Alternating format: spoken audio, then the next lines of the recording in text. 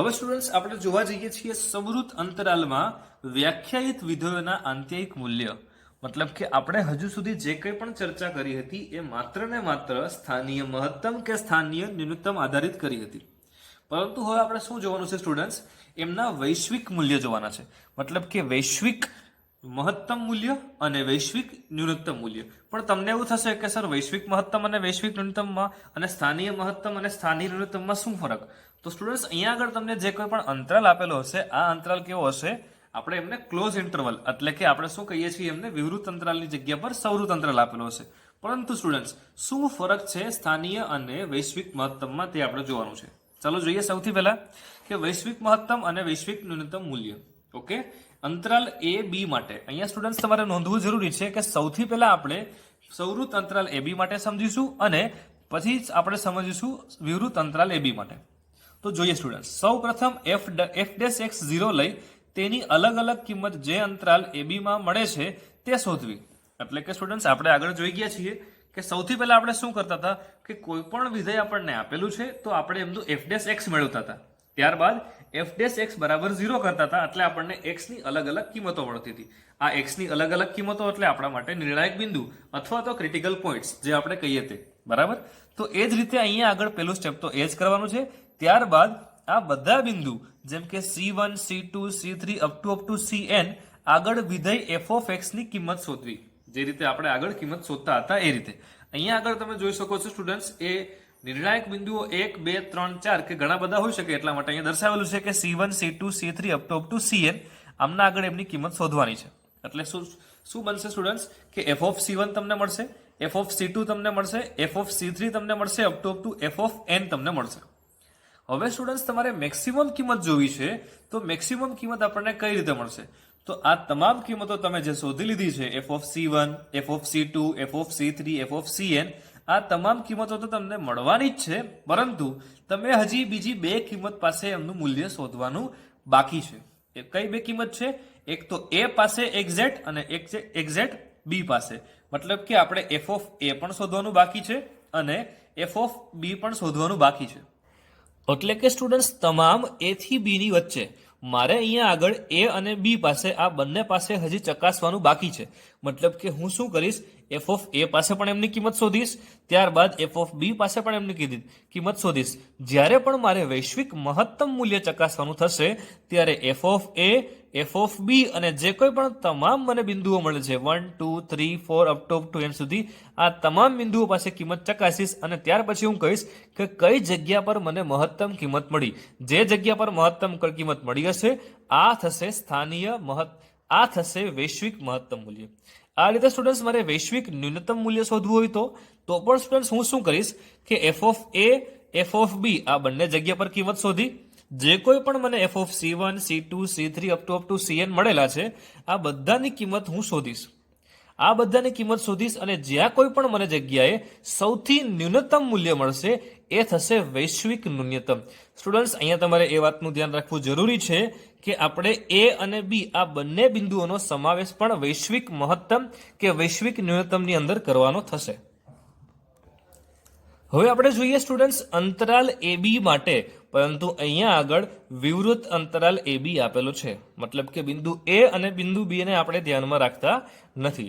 સૌથી પ્રથમ જે કંઈ પ્રોસેસ આપણે કરીએ છીએ સૌથી પહેલા આપણે f'(x) મેળવીએ છીએ, f'(x) બરાબર 0 લઈએ છીએ એટલે મને અલગ અલગ નિર્ણાયક બિંદુઓ મળે છે જેને હું ક્રિટિકલ પોઈન્ટથી પણ ઓળખી શકું છું.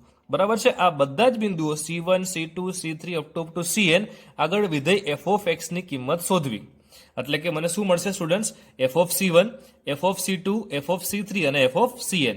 હવે સ્ટુડન્ટ્સ તમારે માત્ર ને માત્ર જ્યારે અંતરાલ તમને આ પ્રકારનો આપેલો છે તમારે ત્યારે માત્ર f(c1) થી લઈને fcn એટલે કે તમને જેટલા પણ ક્રિટિકલ પોઈન્ટ્સ મળેલા છે આ જ બિંદુએ તમારે ચકાસવાનું રહે છે કે ક્યાં આગળ તમને મહત્તમ મૂલ્ય મળ્યું અને ક્યાં આગળ તમને ન્યૂનતમ મૂલ્ય મળ્યું. એટલા માટે આપણે કહી શકીએ સ્ટુડન્ટ્સ કે maximum is equal two f(c1), f(c2), f(c3) up to fcn.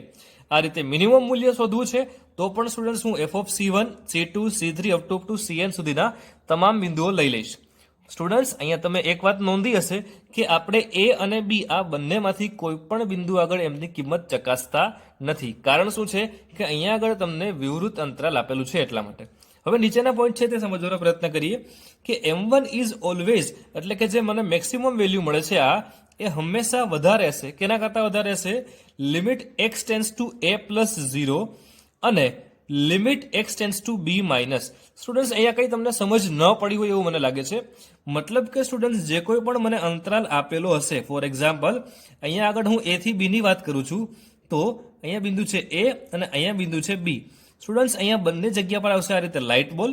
Light બોલ કરવાનું કારણ શું છે સ્ટુડન્ટ્સ? કે આપણે જાણીએ છીએ કે a અને b એ વિવૃત અંતરાલમાં છે. મને વૈશ્વિક મહત્તમ જે મૂલ્ય મળે છે એ કેવું હશે કે લિમિટ a પ્લસ 0, એટલે કે a થી જમણી બાજુએ અને b થી ડાબી બાજુ વચ્ચેની તમામ કિંમતો હોઈ શકે છે.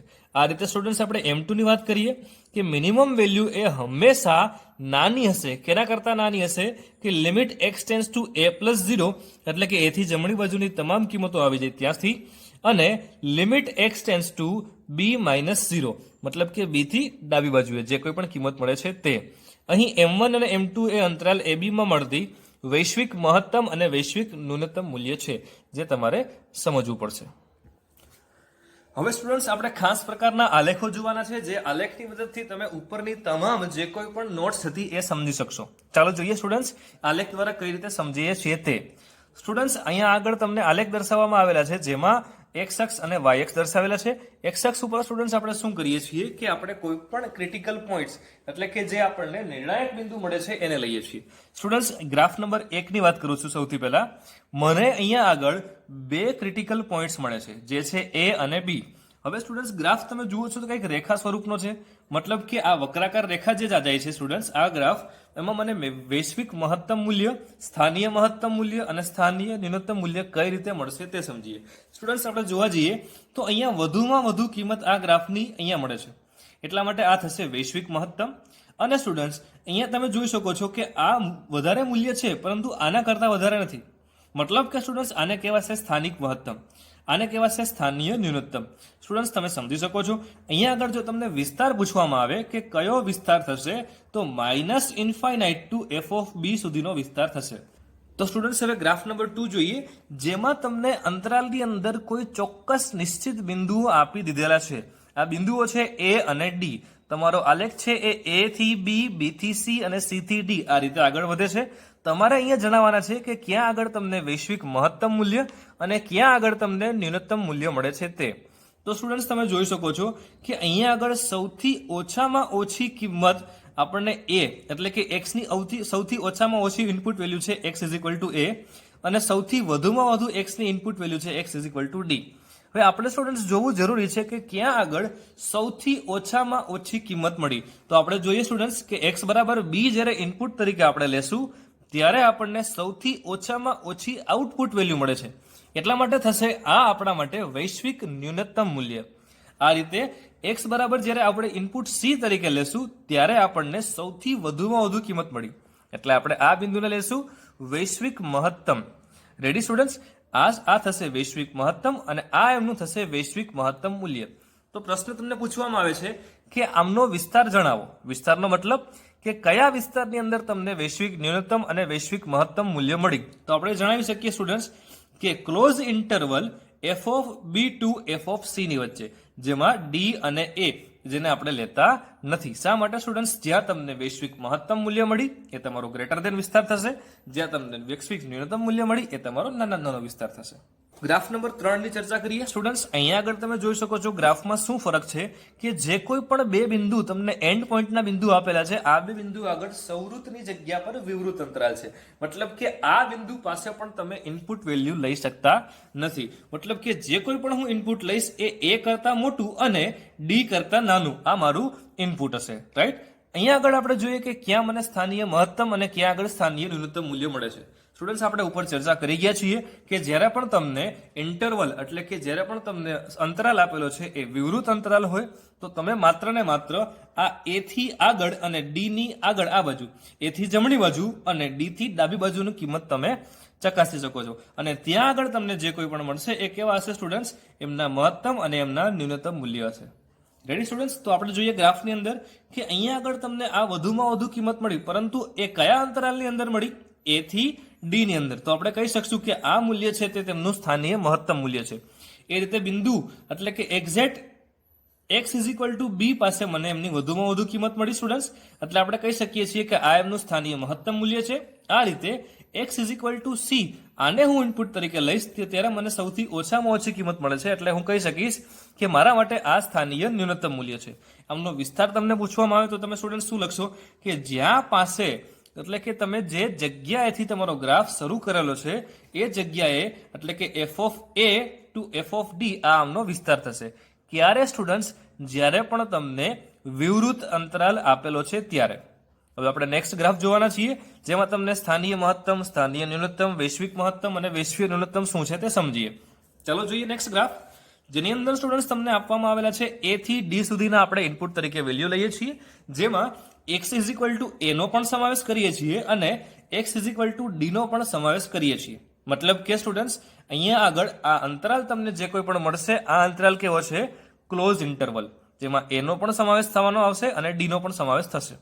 હવે સ્ટુડન્ટ્સ આપણે જુઓ તો અહીંયા આગળ સૌથી આના કરતા પણ આ વેલ્યુ ઓછી છે, તો આને આપણે કહી શકીએ કે આ વેલ્યુ છે એ આપણા માટે વૈશ્વિક ન્યૂનતમ વેલ્યુ છે. આ રીતે સ્ટુડન્ટ્સ સૌથી વધુમાં વધુ ક્યાં આગળ કિંમત મળે છે? અહીંયા આગળ, એ જે આમના કરતા પણ વધારે છે.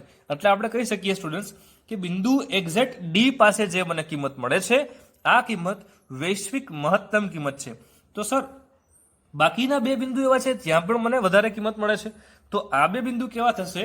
આ બિંદુને આપણે સ્થાનીય મહત્તમ કહેશું અને આ બિંદુને આપણે શું કહેશું? સ્થાનીય ન્યૂનતમ. અહીંયા આગળ તમને પ્રશ્નની અંદર પૂછવામાં આવે કે આપેલ આલેખ પરથી આમનો વિસ્તાર જણાવો, અથવા તો પ્રશ્નમાં એવું પૂછવામાં આવેલું છે કે ખાલી જગ્યા કોઈ વિધેય આપેલું છે, આમનો વિસ્તાર જણાવો. તો તમારે કઈ રીતે શોધવાનો સ્ટુડન્ટ્સ કે આપણને જ્યાંથી વૈશ્વિક ન્યૂનતમ મૂલ્ય મળે અને ત્યાંથી વૈશ્વિક ન્યૂનતમ થી વૈશ્વિક મહત્તમ મૂલ્ય જ્યાં સુધી મળ્યું એ આપણો વિસ્તાર થશે. એટલે એફ ઓફ એ થી એફ ઓફ ડી જ્યાં આગળ આપણે કરીએ છીએ આ રીતે સૌરુત અંતરાલ. Is it clear students? તો સ્ટુડન્ટ્સ હવે આપણે વૈશ્વિક મહત્તમ અને વૈશ્વિક ન્યૂનતમ આધારિત એક્ઝામ્પલ સોલ્વ કરવાના છે. ચાલો જોઈએ સ્ટુડન્ટ્સ. ફર્સ્ટ ક્વેશ્ચન છે F of x is equal two 2x cube minus 9x square plus 12x plus 6 માટે આપેલા અંતરાલો પર વૈશ્વિક મહત્તમ અને વૈશ્વિક ન્યૂનતમ કિંમત શોધો અને તેમના વિસ્તાર જણાવો.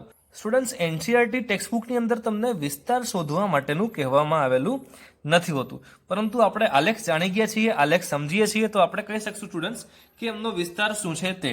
સ્ટુડન્ટ્સ અહીંયા તમને બે અંતરાલ આપેલા છે, જેની અંદર પહેલો અંતરાલ છે એ સંવૃત અંતરાલની અંદર 0 to 2 અને બીજો અંતરાલ આપેલો છે એ છે વિવૃત અંતરાલની અંદર 1 થી 3. તો સ્ટુડન્ટ સૌથી પહેલા આપણે શું કરીએ છીએ? આમના સ્ટેપ્સ તમને બધા યાદ છે. સૌથી પહેલા આપણને ફંક્શન એટલે કે વિધેય જે કોઈ પણ આપેલું છે એફ ઓફ એક્સ, એના પરથી આપણે એફ ડેશ એક્સ કિંમત શોધીએ. એફ ડેશ એક્સ બરાબર 6x square minus 18x plus 12 અને એફ ડેશ એક્સ ની આગળ જે કઈ કિંમત મળે છે તે છે 6 બ્રેકેટની અંદર x minus 1 into x minus 2. હવે સ્ટુડન્ટ્સ આપણે બે બિંદુઓ શોધવા માટે થઈને મતલબ કે આપણે જે નિર્ણાયક બિંદુઓ શોધીએ છીએ એના માટે શું કરીએ કે એફ ડેશ એક્સ બરાબર 0 લઈ લઈએ. એફ ડેશ એક્સ બરાબર 0 લેશું એટલે આપણને x ની અહીંયા આગળ બે કિંમત મળશે, એક છે 1 અને એક છે 2. સ્ટુડન્ટ્સ આ બંને કિંમત આપણા અંતરાલમાં આવે છે, એક વખત ચકાસો. હા, આ બંને કિંમત આવે છે, પરંતુ બે એ કિંમત એવી છે કે જે આપણા અંતરાલની આ લાસ્ટ વેલ્યુ છે, એટલે કે છેલ્લામાં છેલ્લી કિંમત કઈ મળે છે આપણને 2, એટલે એ જમણી બાજુનું છેલ્લું બિંદુ થશે. મતલબ કે હું સ્ટુડન્ટ્સ એફ ઓફ 1 x બરાબર 1 આગળ ખાલી કિંમત શોધી લઉં છું. એટલે હું શું કરું છું સ્ટુડન્ટ્સ, x બરાબર 1 નિર્ણાયક બિંદુમાં મને એક કિંમત મળે, x ઇઝ ઇક્વલ ટુ 1. હવે હું શું કરીશ કે એફ ઓફ 0 ચકાસીશ, કે જ્યાં બી મને x દેખાય ત્યાં હું 0 કિંમત મૂકીશ, એટલે આન્સર આવે છે 6. આ રીતે મને 1 એ નિર્ણાયક બિંદુ મળ્યું, એટલે એફ ઓફ 1 શોધીશ. જ્યાં બી મને x દેખાય છે ફંક્શનની અંદર ત્યાં હું x બરાબર 1 કિંમત મૂકીશ, એટલે શું થશે એફ ઓફ 1 ની મને વેલ્યુ મળે છે 11. આ રીતે સ્ટુડન્ટ્સ આપણને ખબર છે કે 2 એ સૌથી છેલ્લું બિંદુ છે. અહીંયા આગળ સૌરુત અંતરાલ પણ આપેલો છે, મતલબ કે મારે તમામ બિંદુ પાસે ચકાસવું પડશે, એટલે કે જ્યારે પણ x બરાબર 2 કિંમત હું મૂકીશ અહીંયા આગળ તો મને એફ ઓફ 2 ની વેલ્યુ શું મળે છે 10. આપણે જોઈ શકીએ છીએ સ્ટુડન્ટ્સ કે એફ ઓફ 0 પર 6 કિંમત મળી, એફ ઓફ 1 પર 11 કિંમત મળી, એફ ઓફ 2 પર 10 કિંમત મળી. મતલબ કે અહીંયા સૌથી વધારે કિંમત તમને ક્યાં મળે છે? જ્યારે x ની આપણે ઇનપુટ વેલ્યુ 1 લઈએ ત્યારે. તમે જોઈ શકો છો સ્ટુડન્ટ્સ, આ આપણી ઇનપુટ વેલ્યુ છે, આ આપણી આઉટપુટ વેલ્યુ છે. આ આગળ બિંદુ 1 આગળ આપણને એવું કહી શકશું કે x બરાબર 0 એ વૈશ્વિક ન્યૂનતમ અને x બરાબર 1 એ વૈશ્વિક મહત્તમ થશે. મતલબ આપણો વિસ્તાર જે કોઈ પણ મને આન્સર મળે છે એ આન્સર શું હશે? સંવૃત અંતરાલની અંદર 6 to 11. તમે સમજી શકો છો સ્ટુડન્ટ્સ, જ્યાં કોઈ પણ બિંદુએ મને સૌથી ન્યૂનતમ કિંમત મળી એ મારા માટે થશે વૈશ્વિક ન્યૂનતમ.